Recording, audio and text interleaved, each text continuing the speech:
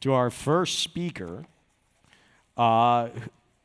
which is Neel Premkumar, the founder and CEO of FORTO. Now, for a product best known for its tiny but unique form factor, FORTO is growing. The coffee shop brand's packaging has always been an object of fascination for people in the beverage industry, but it's sought to win much in-demand space. It's that front-of-the-counter country long owned by 5 Hour Energy. That's an uphill battle, but in the past year or two, FORTO has added some very powerful allies, including investment from coffee giant JAB, licensing agreements with Hershey's, and now another set of coffee properties, and a distribution agreement with Dr. Pepper Snapple. So it's finding its way as part of a large coffee portfolio with new partners, an experienced founder, new form factors, and still a long road ahead, which makes this a perfect brand in transition. To hear how he's weathering that transition, it's my pleasure to welcome Neel Premkumar.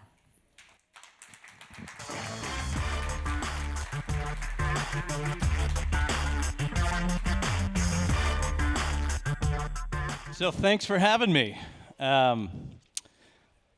Jeff and I were talking about what a brand in transition is, and I've worked on startup brands, I've worked on bigger brands, and I feel like every brand is a brand in transition, but we have learned a lot in the last 6 or 7 years that I thought folks who were starting their business or kind of going through the same growing pains and challenges and opportunities that we're in could probably benefit from.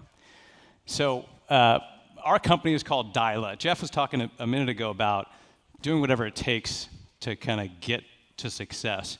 When I started our business, I named the company after my twin girls, which we started the company 7 years ago. It's a combination of my kids' names, because I thought to myself, if I'm going to start a business, it's difficult enough in this industry already. I've got to do whatever it takes to win. And so if I name it after my kids, there's no way I could let this thing fail, right? So that was my first step. We have 2 categories that we compete in. So we're also a brand in transition in that we've got multiple products and categories that we communicate with consumers. One is drink mixes, which is where I started the business. We've got a brand called Stur. It's a leading natural liquid drink mix in the market. And then we launched the FORTO Energy Coffee line about 4 years ago. So let me just start by kind of saying, our overall mission is really supporting the people that we fuel. So we have a mission of empowerment. The goal for our business is to help people do more every day with our coffees, to live healthier, drink more water with our drink mixes. We've got 50 employees strong. We have an amazing team, smart, hardworking. These are folks who have no ego, who just do what it takes to kind of grow this business. And so the reason I think our team works so hard and why it's been from the beginning part of our mission is to help the consumers that we sell to. So Jeff and I were talking about what would be the most value-added presentation I could give you, and I think there's probably 3 areas that we wanted to talk about today. So first was innovation. Talk a bit about kind of our process of innovation, what are the challenges we're facing kind of ongoing, and then where we take innovation next. The second category was going to be distribution. So we'll talk a bit about kind of where we started, how we've evolved the distribution game, and then where we are now with KDP and JAB. And the third is a bit about marketing, which is kind of an evolving piece for us. So these are the steps that I kind of took. And not everybody takes the same steps, but I think at least hearing how we did it and what we learned from it and the mistakes that we made and how we changed help. The first thing I think was key is developing a thesis, right? When I started the business, I looked at the water category. The bottled water category is on fire. It's grown tremendously. And water is positioned typically on one axis. On the low end is price, right? Pure Life or some of the cheaper kind of spring waters. On the higher end was sourcing. So they had, whether it was from a mountain or a spring or Iceland or Fiji, there was a premium source. But the water additive market 7 years ago when I looked at it was really only just one. It was brand, right? So there were certain brands that had a real play in the market. I had a bet and a thesis that just like the water bottled water category, the water additive category could be positioned on the sourcing of their ingredients. And so I developed a product called Stur that really only had 6 ingredients. And it was all natural. It was the leading player in the space, and we came out and there was nothing in it. And my thought was, if someone's going to buy a Fiji or a Core or a higher-end premium water, they might need actually a higher-end premium drink mix to flavor that water. Then we started testing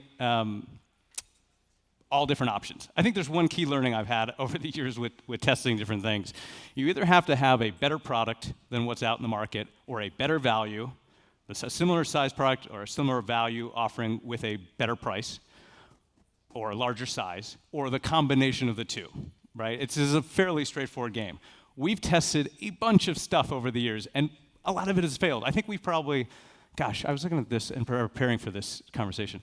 We probably, at least 60% of the stuff we've tried has failed, I'd say, over the years, right? Here's some shining examples of failure and learning from those failures. When the Garcinia Kombucha craze was hot, I was on Amazon with our products, and we were selling a ton on Amazon, and I was like, oh, we should jump on Garcinia Kombucha, which actually it sold well for a very short period of time, and then it crashed. Another one we launched, we looked at the emergency space, and it was growing like crazy 5, 6 years ago, and started thinking, how could we do this with a liquid version of that, right? This was a really fun one because what I found out was actually 1,000 milligrams of vitamin C into a 2-ounce container starts expanding over time. So as we were gearing up to big shipments to retail, all the bottles started expanding. We thought they were going to explode. So we had to recall all that stuff.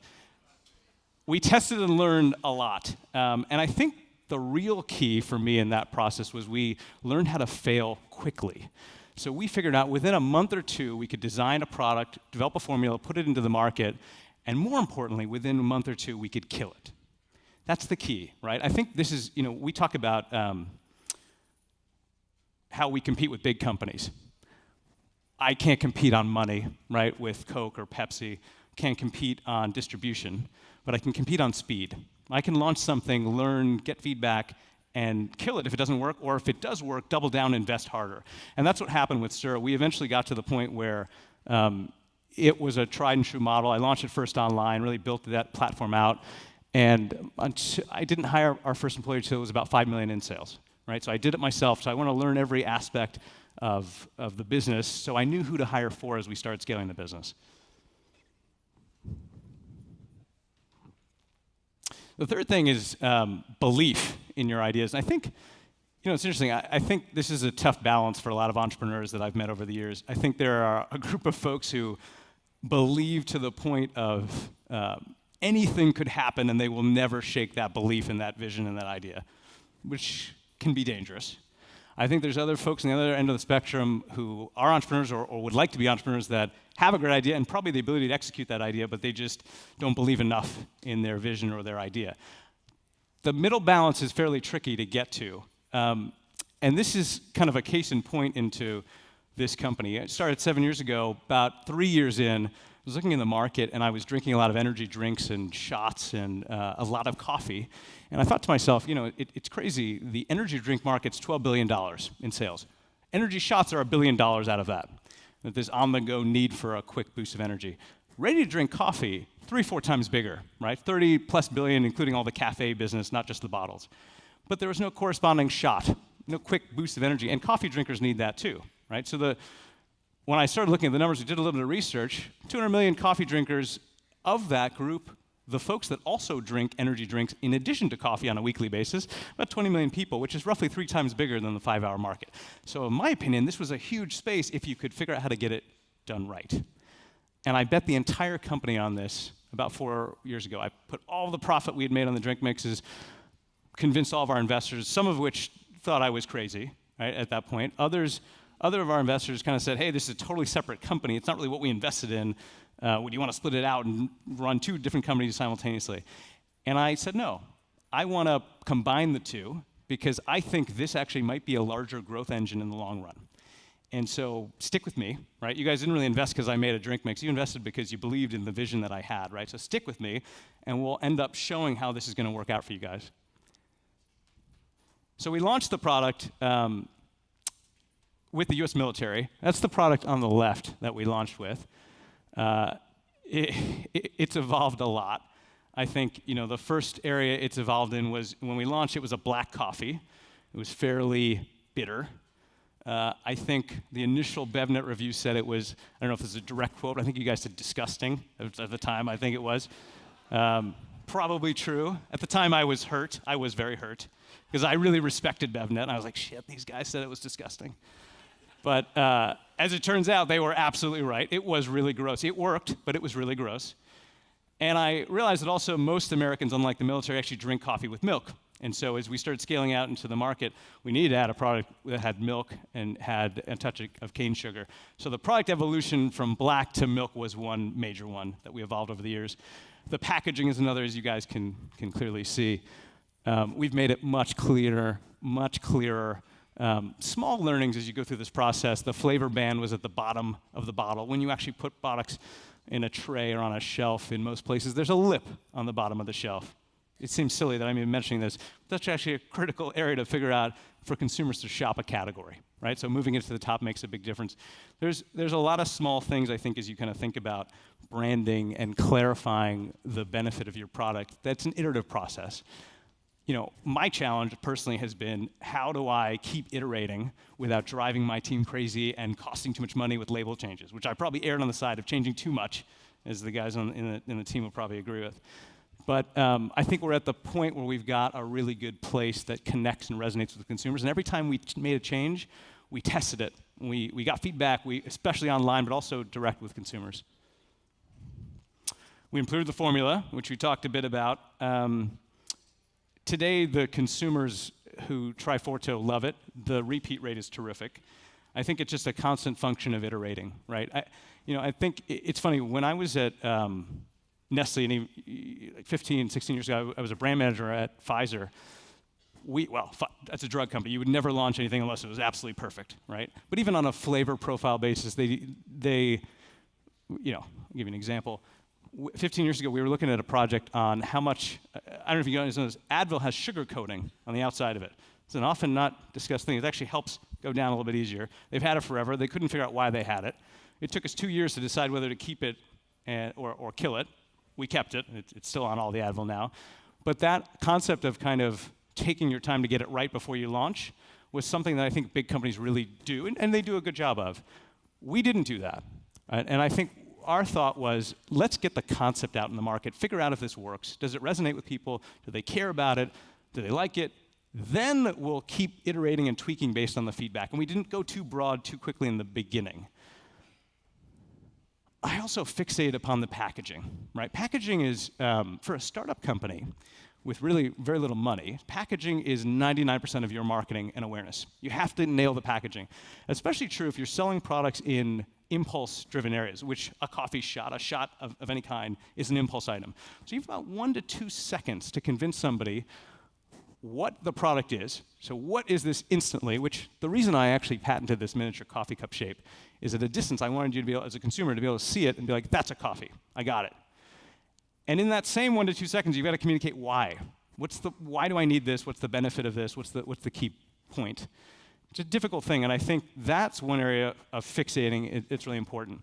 The other area that I learned, actually, the chairman of JAB and I spent a lot of time on the packaging, and we actually went through this and thought about this a lot. And there's a phrase that he uses a lot that I've internalized. Packaging in a screen is very different than packaging on a shelf. It may look great on paper, but when you get into that retail environment, color-based, size-based, how it's presented to the consumer in a multitude of environments is actually far more critical than how pretty it might look on paper. Now, we're at the point where we have something unique. We've developed something that we've patented a package. Initially, when I was designing the product and trying to transition from black to milk, there were no producers in the United States that made a product under 4 ounces with milk. So I said, all right, what the hell, let's do it ourselves. So we invested in it, started doing it ourselves. We are at the point now where we realize, hey, this could be a really big category. But their loyalty to existing coffee brands amongst consumers is pretty significant. It's a hard thing to overcome. Also, coffee is typically sipped and savored. There's a process of how you consume coffee. It's a ritualistic type thing. So the idea of a shot, to some consumers, is like, oh, that's really far afield from what I'm comfortable with. So in order to really broaden the category and build upon the advantage that we had, our thought was, okay, let's bring in other brands with real equity in this category and put it into this format so we can kind of democratize the format, build a whole platform. So instead of owning one brand that takes part in the category, we own all the brands. We market all the brands and push them all. So how did we go about doing this? About a year ago, we started looking at what brands had the following criteria. They had to have a significant amount of sales in the traditional packaged coffee category, because the retailers really don't care if the brands are tiny, very cool, but not big enough to justify national distribution at places like Walmart. They had to have a high amount of brand loyalty. So if you liked Green Mountain as a K-cup, and then you saw it as a shot, you'd be like, yeah, you know what, I might consider trying a shot version of Green Mountain. They had to have a higher income skew of their consumer base, because if you look at brewed coffee, packaged coffee, per cup, it's about 30 to 60 cents. You look at a shot like this, it's $2 to $3. So to get someone to buy something on a regular daily basis, they need to have a little bit more disposable income than the average. And then 4, they need to skew a little bit younger as a consumer base, because we are finding that, product loyalty to the coffee space is very form specific, right? Somebody fixates upon their K-cup or bagged or beaned or ground, and that they tend to repeat it, especially as they age, whereas younger consumers are a little bit more open to different forms. So now, this lineup is going nationwide, and on the back of the KDP trucks, and we'll talk through that. What are our challenges right now? I think as we talk about brand and transition, one of my biggest challenges is prioritization, right? I've got 50 employees. We're growing like crazy. We've doubled every single year, right? In the last 6, 7 years. We'll probably double again over the next 12 months. We've got a ton of openings as a team. How do we, both financially as well as human resources, focus?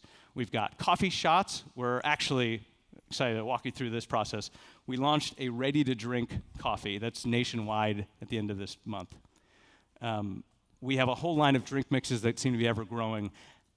In order to focus on each one of them and reach the tipping point for every segment, it takes a lot of time and energy and attention from me and the team. And so that's probably one of our challenges, right? I think as we are at this point, my hope is that a year, 2 years from now, if I'm talking back to you guys at that point, it's going to be much more solidified as to what we've done and how we were able to balance it, but it's a balancing act. Distribution. I'm a big proponent of e-commerce first, right? Now, listen, we're in 50,000 stores in retail, so we know the retail space. We got to that point because of e-commerce. On Amazon Direct, it was more profitable in the early days. It provided us with a constant testing ground and learning, and I just fixated upon it. Every day, I literally responded to every consumer request myself, learned what they hated, what they liked, and got reviews, got to the process. But e-commerce for us was a really critical piece.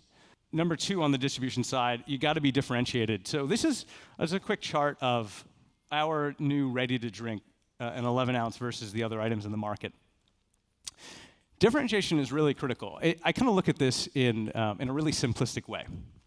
If you're launching a new product into a category that you're not already in, you're either going to get existing category shoppers who have an existing relationship with other brands in the category. So either going to get them to switch to your item, or you're going to get them to buy more of the category, and you being one of the beneficiaries of that.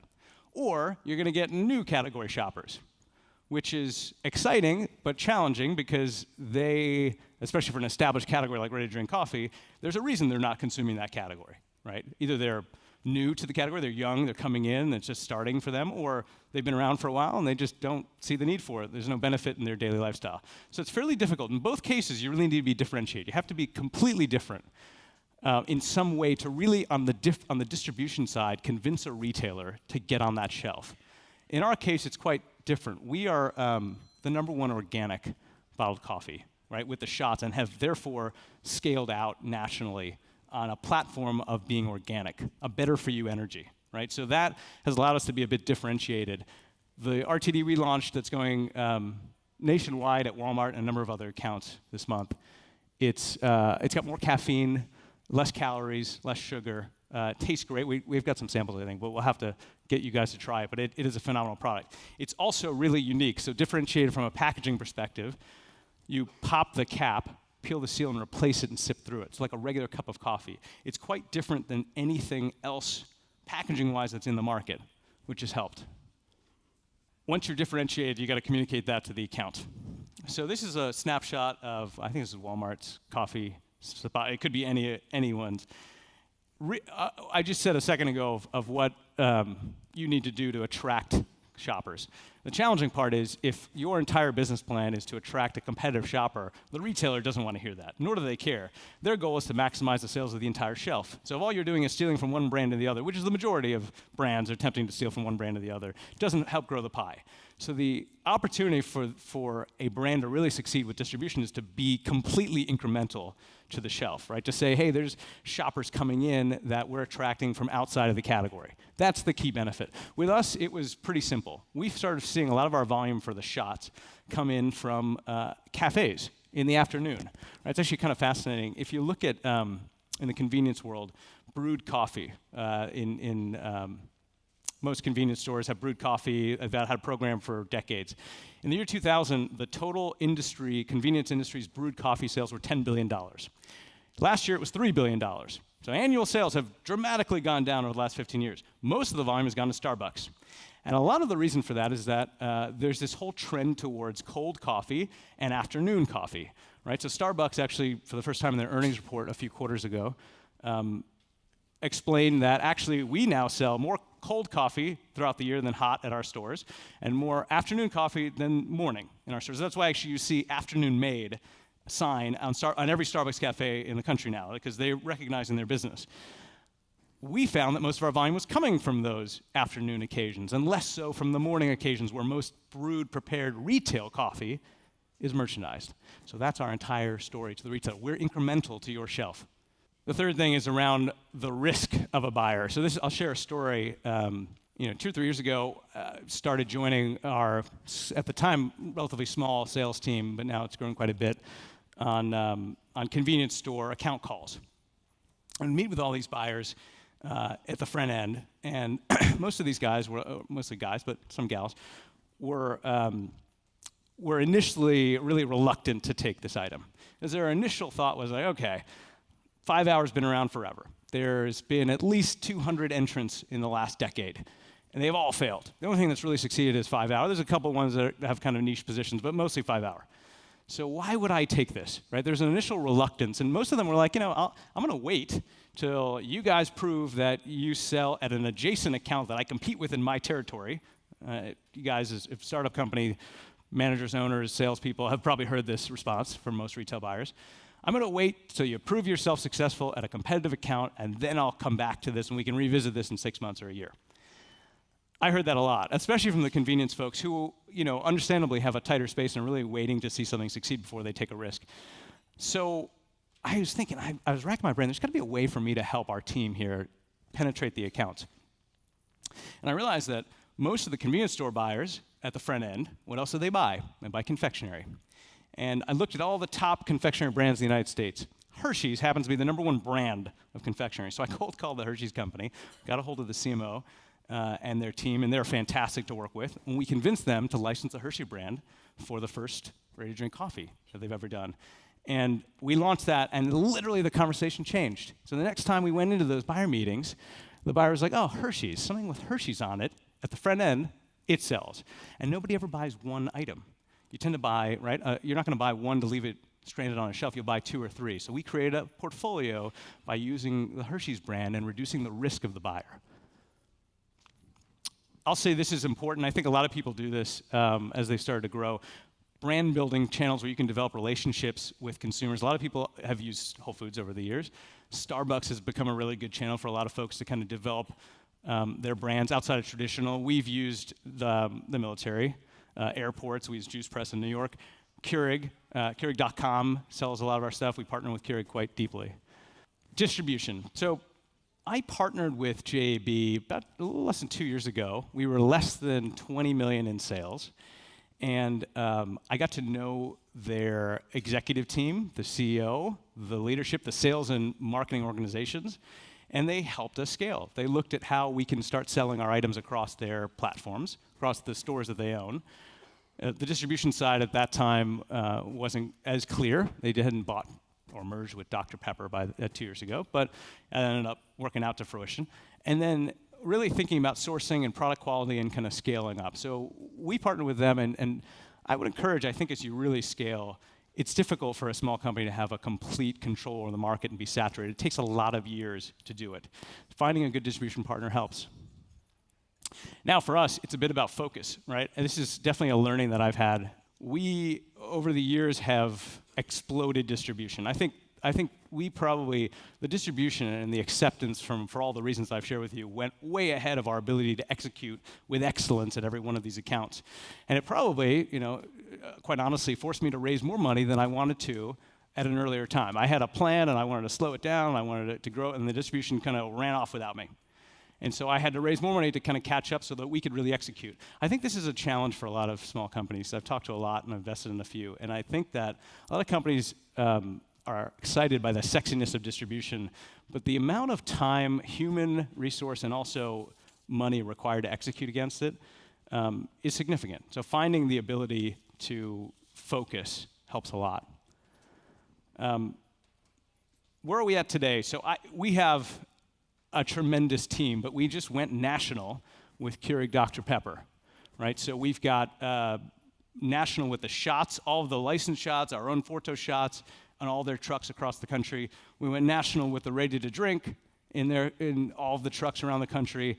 We're exploding distribution. My biggest challenge right now, as we are scaling, my transition challenge is more folks, right? And we have a fairly rigorous process of how we find people.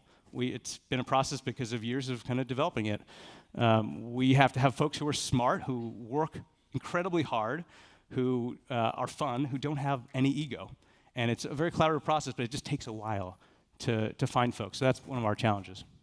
3% of the consumers in a category represent roughly 50% of the volume and 80% of the profits for every brand. I learned this at Nestle. It's kind of unique.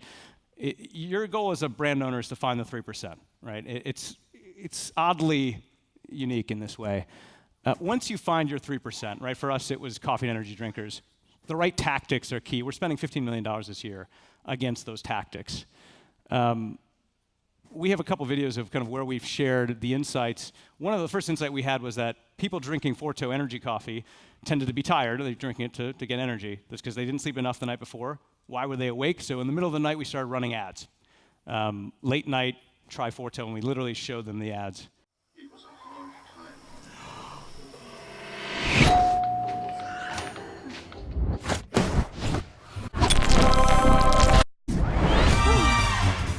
Yes. After we started learning that, we started testing ads to different vertical targets. So people with a special need to get energy that, students or nurses or truck drivers. And we'll play this ad maybe. Hey, try this. It's better.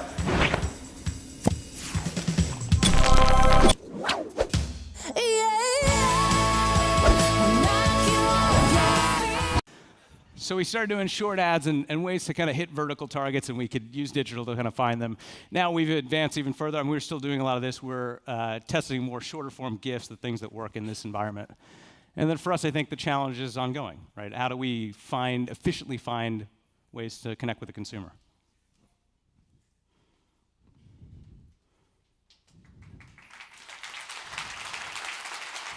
Neel, thank you for all your insights.